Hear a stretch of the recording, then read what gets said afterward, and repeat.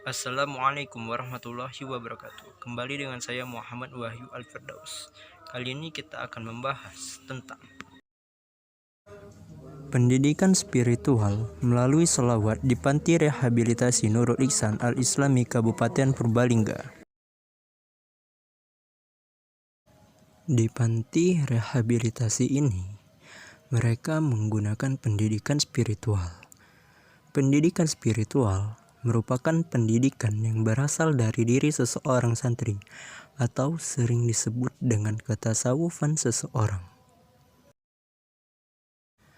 Pendidikan spiritual mempunyai tujuan dalam hal membentengi pada diri pribadi santri yang bersangkut pautan dengan bagaimana seseorang mengolah kejiwaan, rohani, mental, moral santri sebagai insan kamil. Selain itu, pendidikan spiritual bertujuan untuk mendalami suatu perasaan pada diri mereka yang merujuk pada kepercayaan atau keagamaan santri, agar keimanan mereka dalam beragama semakin baik. Objek sasaran yaitu 1. Spiritual, 2. Mental, 3. Fisik atau jasmania, dan 4. Moral, akhlak. Dalam proses pendidikan spiritual terdapat 3, yaitu takhalli, tahalli, dan tajalli. Pada tahap takhalli, santri diperkenalkan dengan beberapa syair. Pemberian syair tersebut digunakan untuk memancing santri agar tertarik dengan sholawat.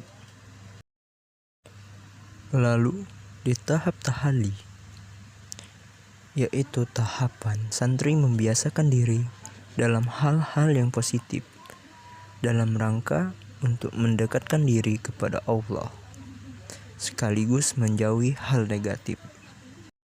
Pada tahap ini, santri diwajibkan untuk berzikir, sholat 5 waktu, menghafalkan doa-doa, pengajian, membaca Al-Quran, serta sholawat. Lalu pada tahap tajalli, merupakan tahap akhir di mana untuk melihat hasil dari kedua tahap sebelumnya.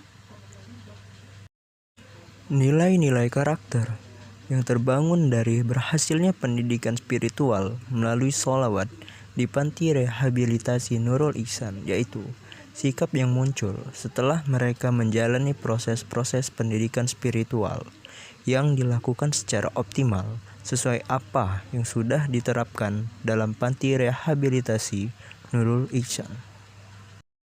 Adapun karakter yang terbentuk yaitu religius, jujur, toleransi, disiplin, kerja keras, kreatif, mandiri, semangat kebangsaan, cinta damai, peduli lingkungan, peduli sosial, dan tanggung jawab.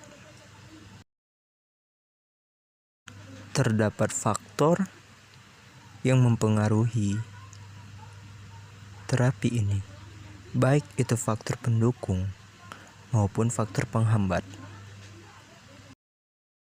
Faktor pendukung dari diri santri, yaitu adanya keinginan pada diri santri sendiri untuk bertekad kuat memulihkan dari kecanduannya terhadap narkoba. Adanya motivasi diri sendiri untuk berubah lebih baik lagi dan memperbaiki semuanya. Adanya harapan di masa depan yang lebih cerah. Lalu santri mengikuti kegiatan dengan melakukan benar-benar apa yang seharusnya dia lakukan dan menjauhi larangan di Panti Rehabilitasi Nurul Ihsan Al-Islami. Lalu pemberian motivasi dari keluarga, pemberian motivasi dari pengurus, dan tersedianya peralatan ataupun tempat yang mendukung proses dari pendidikan spiritual melalui sholawat yang ada di Panti Rehabilitasi. Lalu faktor penghambat. Yang pertama, faktor dari diri pribadi santri. Kecanduan narkotika membuat pemikiran dari santri menjadi tidak lagi lancar. Saraf mereka telah rusak dikarenakan candu dari narkoba tersebut. Hal ini menyebabkan daya pikir dari santri tersebut menjadi berkurang dan tidak normal seperti biasanya. Hal tersebut membuat santri sulit dikendalikan dan dikondisikan. Lalu, faktor dari luar santri, yaitu pengurus yang ilmunya masih kurang dan belum tahu cara untuk mengendalikan para santri yang sulit dikendalikan ini. Oleh karena itu, para pengurus di panti ini benar-benar harus pengurus pilihan yang telah memahami ilmu keagamaan serta tahu cara mengendalikan santri. Terima kasih. Sekian. Wassalamualaikum warahmatullahi wabarakatuh.